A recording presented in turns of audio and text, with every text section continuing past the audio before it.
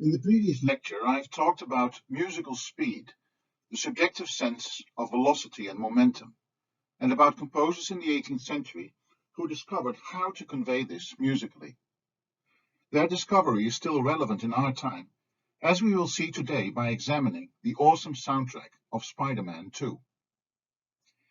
But there is another side to all this as well. It is one thing to generate pure speed, like Haydn did in his Sturm und Drang symphony in F-sharp minor. It is another to control it. Haydn started his symphony at 100 miles an hour. But what about beginning from a standstill, setting the whole thing in motion, gradually gathering speed until you reach that point? Wouldn't that be more exciting? This is a question that would greatly preoccupy composers of the Haydn-Mozart generation, active after about 1750. But composers before that watershed date, like Vivaldi, Handel, and Bach, saw no particular virtue in this kind of effect. Their way of thinking was quite different. Remember how I spoke a while ago of an all-or-nothing principle. In Vivaldi, either you hear the whole string orchestra over the basso continuo, or you hear only the basso continuo and no orchestra. You do not hear half of it at any point. We find that way of thinking also in other features of their music. For example, key shifts in Baroque music are inconspicuous because they are literally shifts.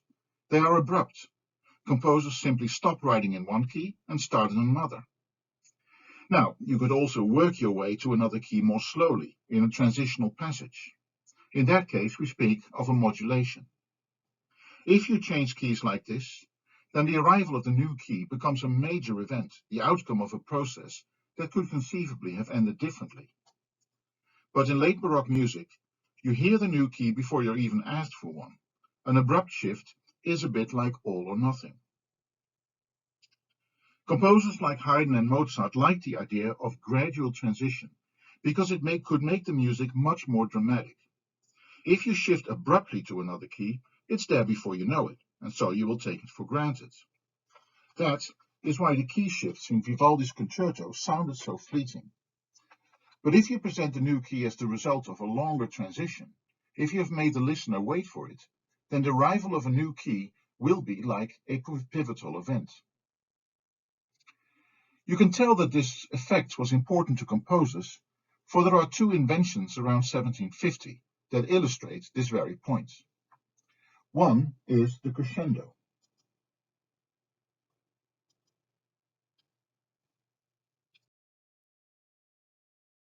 Remember when I talked about dynamics in the Vivaldi concerto? The fact that you can play music either loud or soft, or as one said in Italian, either forte or piano. Here is the example I gave.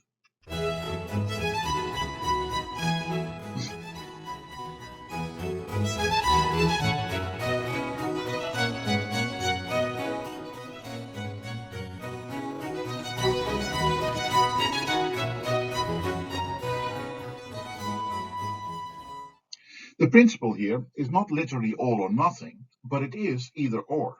Either you play loud or you play soft, but there is nothing in between.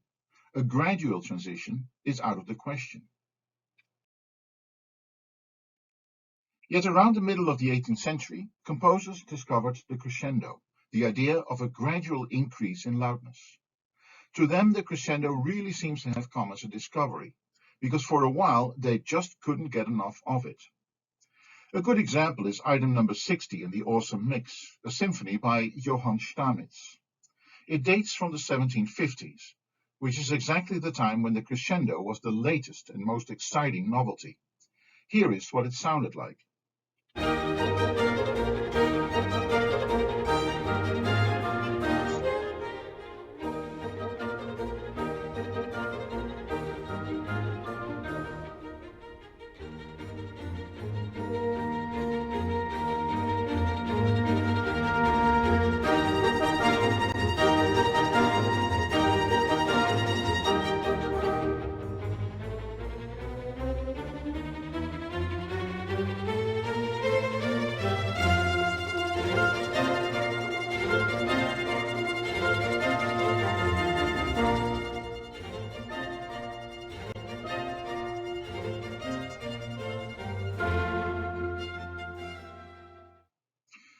You'll notice, by the way, that Stamitz singles out this moment for extra emphasis by throwing in 2 oboes and 2 horns. Let's hear that crescendo again, but now focus on the orchestral instrumentation.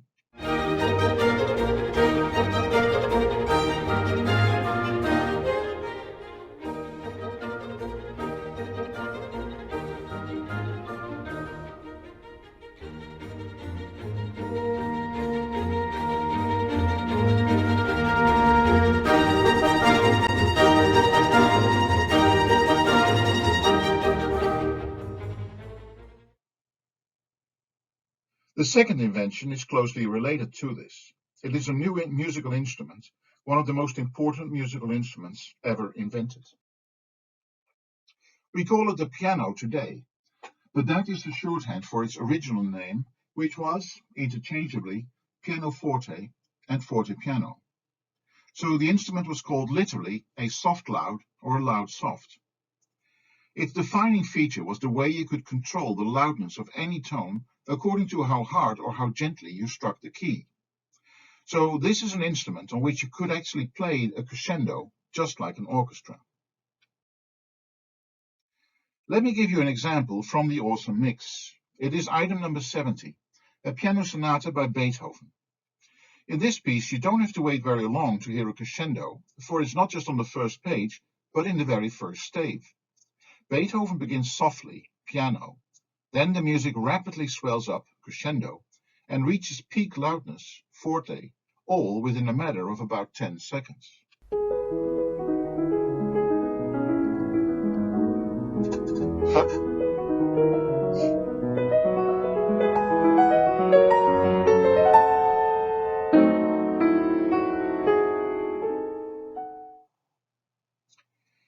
Now, if musicians went to the trouble of inventing a whole new instrument to make this new dramatic effect available in the living room, and an instrument with a highly complicated hammer mechanism at that, surely the effect must have been of overriding importance to them.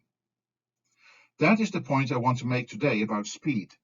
The point is controlling it, so that you can accelerate and decelerate at will. Not in order to create some empty thrill, but to plan a composition with carefully calculated and prepared peaks of intensity, as well as points of near silence. This planning is what invests a piece of music with compositional substance, a core of artistic design and perhaps even genius, that will inform the listener and abide even after the mere vibrations of air have quickly died down. I'm going to show this now with 2 pieces from the awesome mix. The first, item number 62, is by a composer I've already mentioned before, the youngest son of Johann Sebastian Bach, named Johann Christian, or simply Christian. He wrote music of supreme elegance and delicacy in the most fashionable style around. Undoubtedly, that has something to do with the fact that he spent a big part of his early career in Italy, just like Handel. And just like Handel, he settled in London, where he had a successful career as an independent composer, until he encountered business misfortunes and died a poor man. As I said before, artistic independence came at a cost. Once again, we'll be listening to a work composed within years of the Boston Tea Party, now in the year 1770. It's a concerto for piano and orchestra. The orchestra consists of strings only, without horns or oboes, though it would be easy to add these latter instruments. To illustrate the idea of controlling speed, I will begin by playing 3 samples from the first half minute or so. Here is the first sample, the opening measures.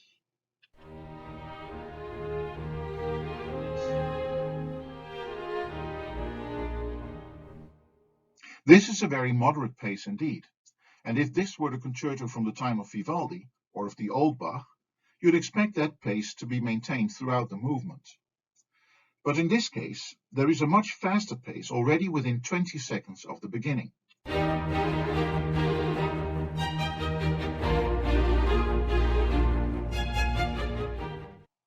And Christian Bach does not leave it at this. Immediately hereafter, he accelerates even more.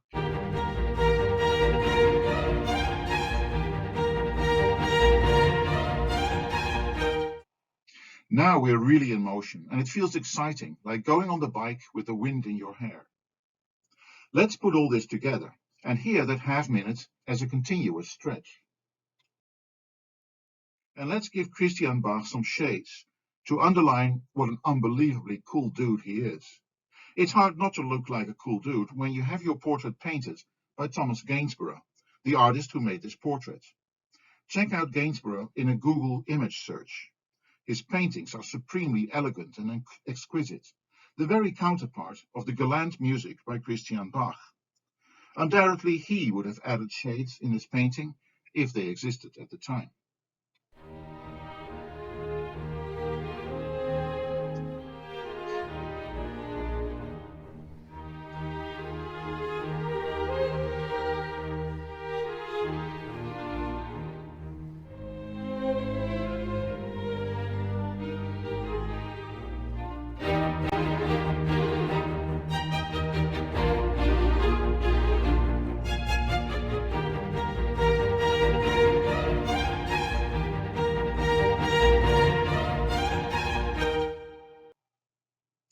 I've marked the 3 key moments here by numbers because it really feels as if you're driving a car with a gearbox, shifting from first gear to second and then from second to third. Except Christian doesn't, of course, increase the tempo, that is, the beats per minute. The tempo stays the same. He is just making the music busier while keeping the harmonic rhythm slow. Once you recognize that compositional principle, you can turn to other compositions from around the same time and hear that principle again, handled with just the same deftness. This brings us to item number 65 in the awesome mix, a concerto for piano and orchestra by Wolfgang Amadeus Mozart. Now, the orchestra does include oboes and horns, along with the strings, and you'll notice how powerfully effective they are in the initial acceleration. This time there are 4 gears to the process, and the acceleration is correspondingly impressive.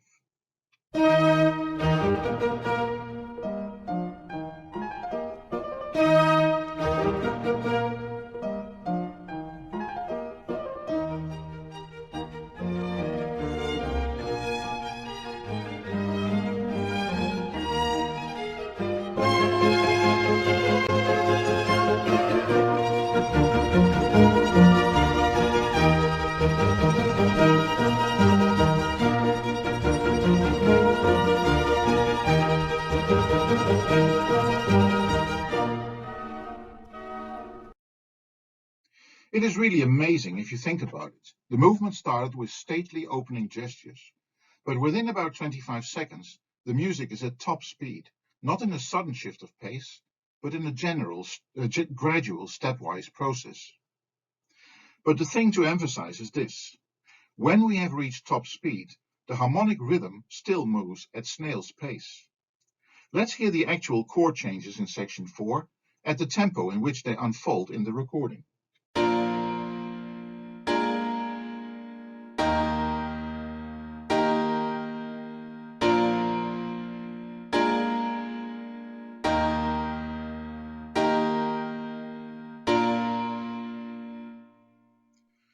These frankly sluggish chord changes are infused with speed by breaking up the chords into small notes, just like chords were broken up in the Alberti bass we saw in the previous lecture.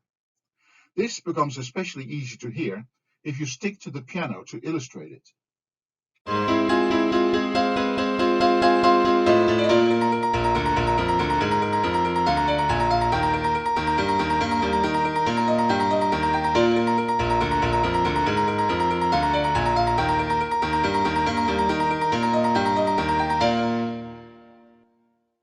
Now throw in horns and oboes, and the picture is complete.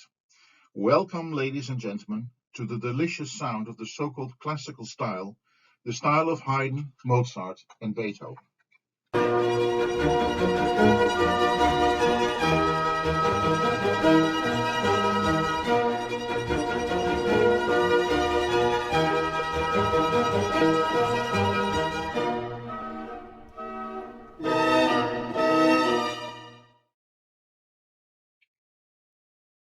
The musical principles at work here still inform composition to the present day. Let me take a quick detour to show this in the title music of Spider-Man 2, composed by Danny Elfman. Although my favorite place to listen to any music is the car, especially on the highway, there are pieces I shouldn't play while driving because I will end up with a speeding ticket. One of those pieces is the score of Spider-Man 2. The opening is deceptive. It starts with serene strings, light and airy and dreamy, as if we saw a feather down gently floating in a breeze.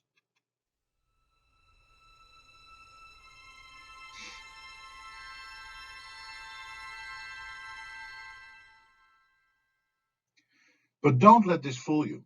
Barely 80 seconds later, we find ourselves in a churning madhouse, complete pandemonium, like a freight train thundering towards New York Penn Station with the brakes disabled.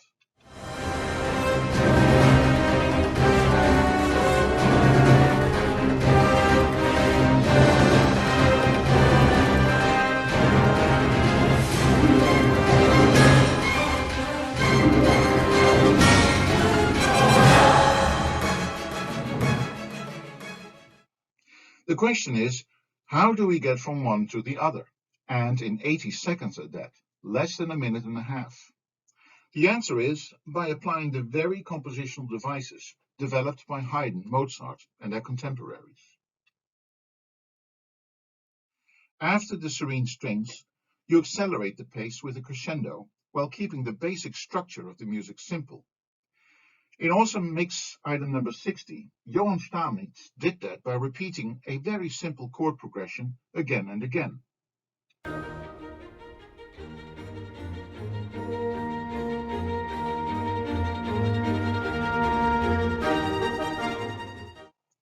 Danny Elfman keeps things even simpler. The whole crescendo surges over a single, long-held chord. The simpler, the better. The crescendo is only the more effective for that.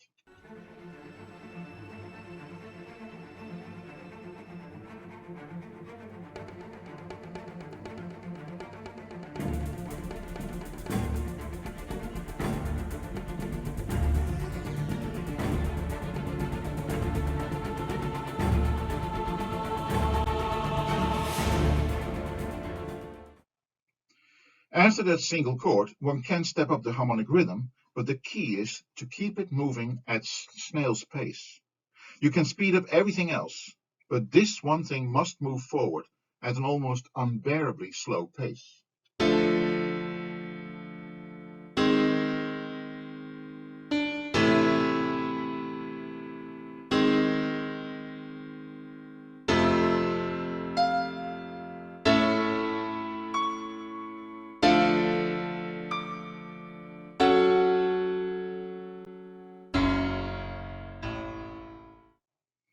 Those are the basic principles at work in the first 80 seconds of Spider-Man 2.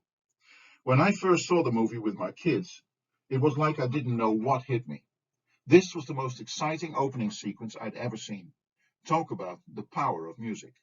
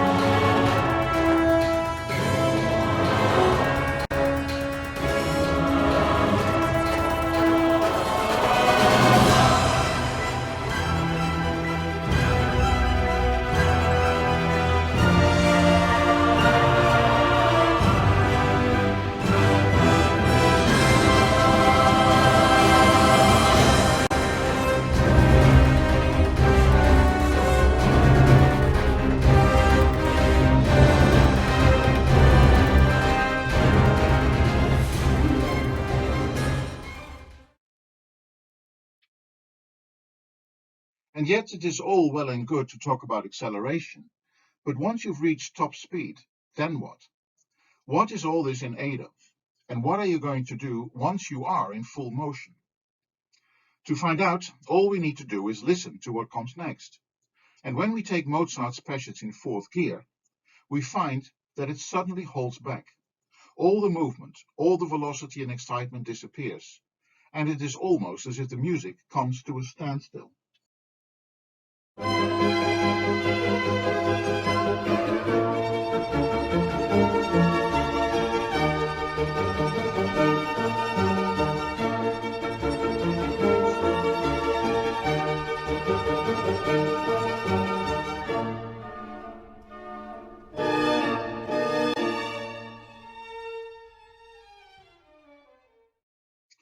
How very strange, all that sound and fury to no apparent purpose.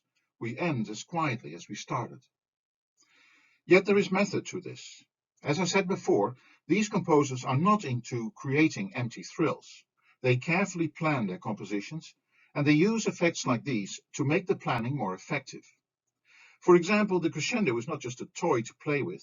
It is a musical transition from soft to loud in order to make the arrival of the loud passage more dramatic. And something like that is the case here too. In Mozart's piano concerto, the transition is between two themes.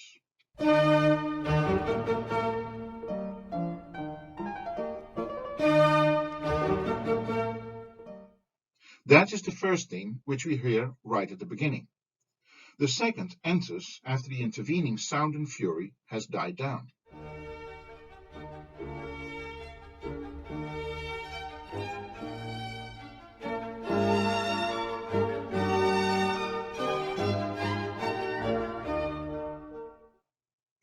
The sound and fury itself is the transition between them. The two themes are very simple, very, very simple. There is almost nothing to them. That is partly because the style needs to be light and nimble and elegant. What we do not want here is ponderous complexity of the fugue kind. At the same time, the composer does want us to hear those themes as pivotal events, so pivotal, in fact, that all other music revolves around them. That is the point of the transition. It prepares the way for the second theme. The sound and fury is there to announce that something major is about to happen. But the theme is so delicate and fragile that the music needs to be brought to an almost complete standstill to give it the space it needs to step forward cautiously. Let's now hear the whole opening stretch again, not in terms of gear shifts, but in terms of first theme, transition, and second theme.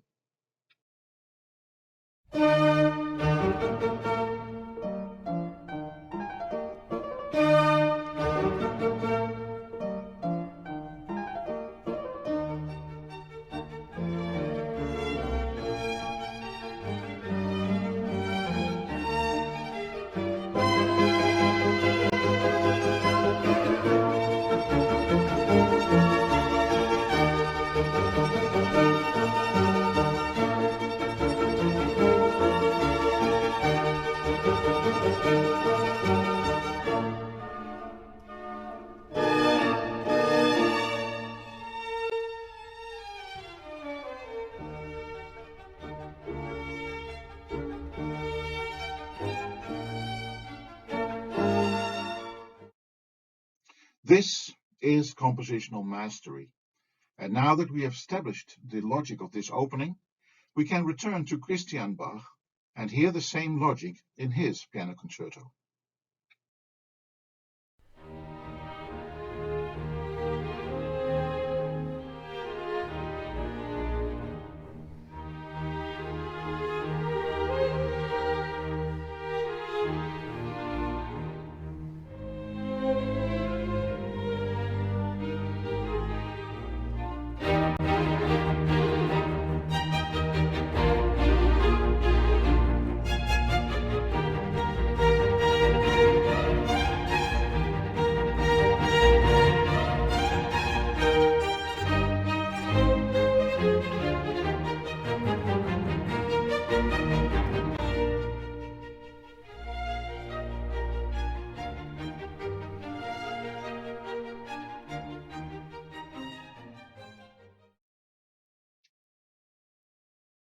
One might well call this compositional device a drive to the theme. Just to bring this point home, let's take another look at that early Mozart symphony I played in the last lecture in a video of a live performance before an audience. There are two themes, both gentle and unassuming, and played on strings alone. Here is number one.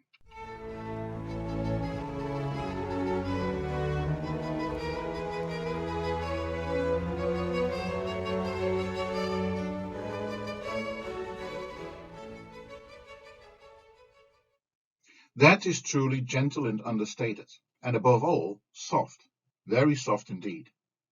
Mozart wrote the letter P in the score, meaning piano or soft. The second theme is no different.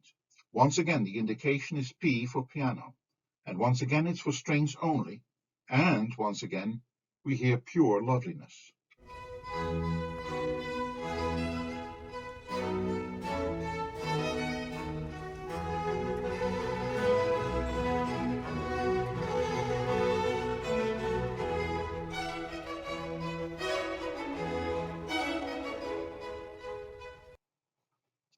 The sound and fury is in between these oases of calm. It begins with a restatement of the first theme, but now at high speed. Not coincidentally, it's precisely at this point that the oboes and horns join the string orchestra, confirming that their principal function is to heighten the sense of momentum. After this high-speed stretch, the music needs to step on the brakes, slow down, and come to a virtual stop, ceding place for the second theme to enter in all peace and quiet.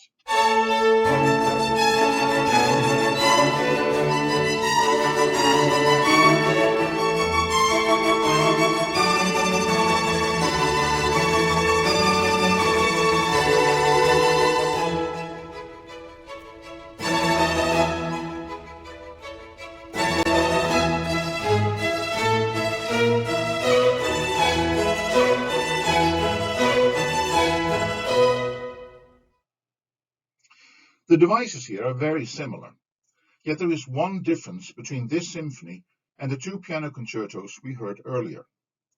This intervening passage in the symphony involves an additional transition that makes it even more exciting.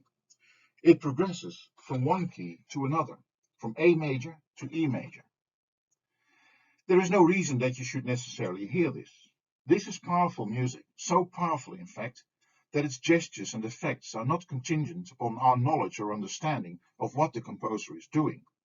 If that were the case, I could neutralize music's power by sheer ignorance, which would mean that music is not actually powerful at all. It is better to think of key changes exactly the other way around.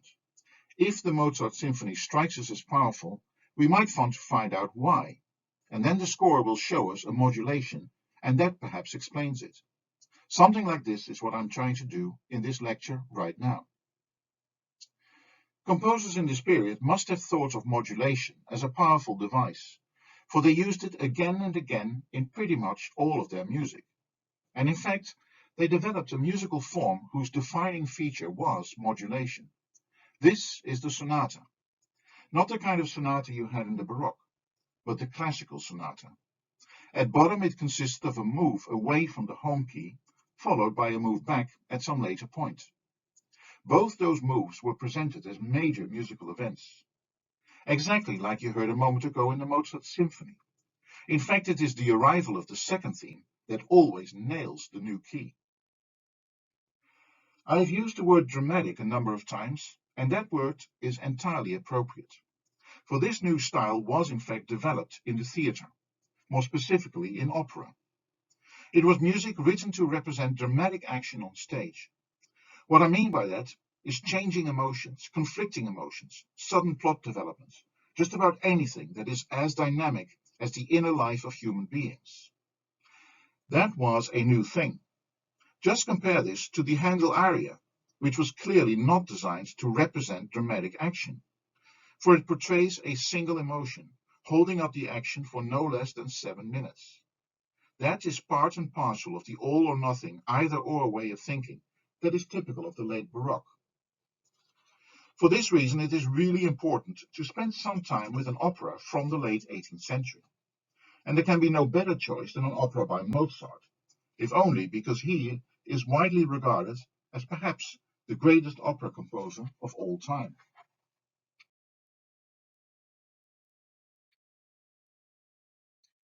The opera I've picked for the awesome mix is Don Giovanni, which literally means Lord John, but is better rendered by its Spanish equivalent, Don Juan. For this indeed is the story of the notorious womanizer Don Juan.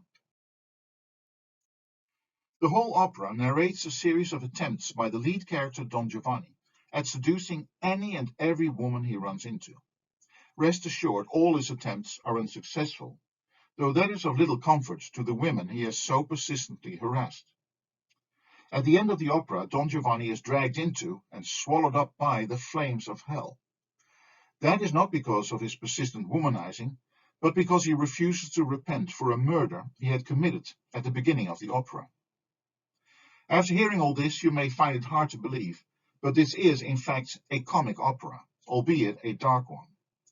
The humor, such as it is painful to watch. Most of the story takes place at night, and I would not describe the world we see before us as a happy one. It is true that Don Giovanni is an absolute scoundrel, a man without a moral compass and without compassion or empathy. Any society should look good by comparison. But the society in this opera does not seem to have the integrity, character, or decency to stop him. It is only through supernatural intervention that he receives his just deserts. A good example is the piece in your awesome mix, number 66, which is in fact a seduction scene. It involves Don Giovanni, whom you see here dressed in a blue cape. And then there is his servant, Leporello. Here he is, Leporello in the light brown coat. His master Don Giovanni is a nobleman, and which is why he carries the title Don. And that's why he can afford to have a servant. But his taste in women is not class conscious. He is completely indiscriminate and will chase every skirt. In this scene, he has set his sights on the maid of a noble lady. We never learn the maid's name, but her mistress is Donna Elvira. Sometime in the past, Elvira has been seduced and betrayed by Don Giovanni. She still pursues him, however, because he is deserving of her revenge. She wants to scratch his eyes out. But somewhere in the back of her mind, there is also the hope that if he were to repent and become a changed man, perhaps true love might after all blossom between them. That makes her vulnerable. And indeed, after encountering Don Giovanni in the course of the opera, she is thrown into turmoil and realizes that she may be powerless to resist him even before he has repented. Don Giovanni himself could not care less. It's the maid he is after, and he wants her now. The only problem is that the maid belongs to the servant class and could never entertain romantic feelings for a lord, no matter how much he might protest the sincerity of his love. Don Giovanni will need to approach her in servant clothes, like, for example, that light brown coat that Leporello is wearing. So they exchange coats and hats, Leporello under duress. He is very unhappy to be the servant of Don Giovanni. Now, while the two are exchanging clothes, something unexpected happens. It's not the maid who appears on the balcony, but her mistress, Donna Elvira. That's not according to plan, but Don Giovanni doesn't exactly mind changing plans. He thrives on opportunity. Now that Elvira is on the balcony, why not seduce her instead? It seems as if he is already halfway there anyhow, for at this very point she is completely swept up in emotional turbulence and confusion. Her heart still beats for him, so vehemently that she has to persuade herself that he is, after all, a villain, and that she should really have nothing to do with him. It's the ideal moment for Don Giovanni to strike. The only problem is that he is now in Leporello's clothes. He looks like a servant, and he is certainly not going to persuade Elvira that he is the noble gentleman she still has feelings for. But that problem is easily solved. He can still seduce Elvira by serenading her with his voice. In the meantime, Leporello, who looks like Don Giovanni in his blue coat, as to make the appropriate gestures of a noble lover. Of course, he has no clue how to do that, so there is plenty of scope here for lowbrow comedy. And that is how the scene unfolds. Don Giovanni plays on Elvira's heartstrings. Leporello is going through the motions of a noble lover, and Elvira becomes the victim of a cruel joke. She is quickly losing ground, but still resisting with all her might. Then Don Giovanni decides it's time for the kill. If Elvira does not come down to him immediately to save him and make him a better man, then, he says in feigned despair, he will kill himself. Life will have no purpose without her. Leporello is cracking up with laughter, but he still manages to take his rapier and thrust it deeper and deeper in his armpit. That proves too much for Elvira. At last she capitulates. She will come down, ready to throw herself into the arms of the repentant sinner, or so she imagines him to be. By way of conclusion, we will now watch this scene in a video. In the next lecture, we will be looking more closely at the scene, find out why it is so powerful musically as well as dramatically, and what Mozart's music has to do with it. Vedesti tu la cameriera di donna Elvira? Io no! Non hai veduto qualche cosa di bello, cara il mio Leporello? Ora io con lei vo tentar la mia sorte, ed ho pensato, già che siam verso sera, per aguzzarle meglio l'appetito, di presentarmi a lei col tuo vestito. E perché non potreste presentarvi col vostro? A poco credito, con gente di tal rango, gli abiti signorili.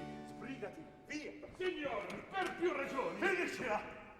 Non soffro opposizioni.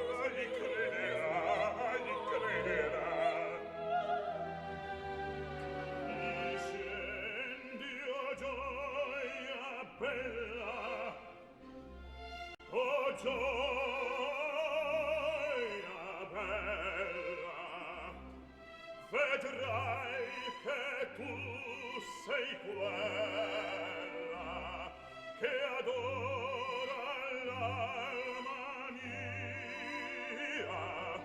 Pentito io sono.